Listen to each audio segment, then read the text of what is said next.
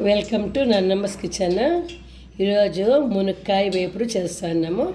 దానికి కావాల్సింది మునక్కాయలు చిన్నగా కట్ చేసి ఒక విజిల్ ఇచ్చి ఇట్లా ఉడకపెట్టేసుకుంటాం. కొంచెము ఉల్లిపాయలు, టమోటా ముక్కలు ఇట్లా చిన్నగా తరుక్కోవాలి. ఎండుమిరపకాయలు, ఉప్పు, శనగిత్తనాలు, కొబ్బరి, ఎల్లిపాయలు. పై మీద ఆయిల్ పెట్టేసి ఆవాలు, జీలకర్ర, కరివేపాకు అంతా వేసేసేది. ఇప్పుడు ఆయిల్ కాగేసింది. ఉల్లిపాయలు, ఎల్లిపాయలు వేసి కొంచెం అట్లా మగ్గిచ్చేస్తాం.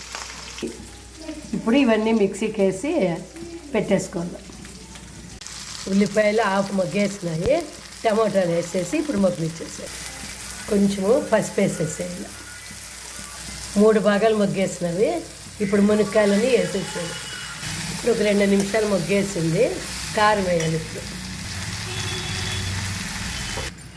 ఒక నిమిషం అన్నీ కలబెట్టేసేసి స్టవ్ ఆఫ్ చేసేది.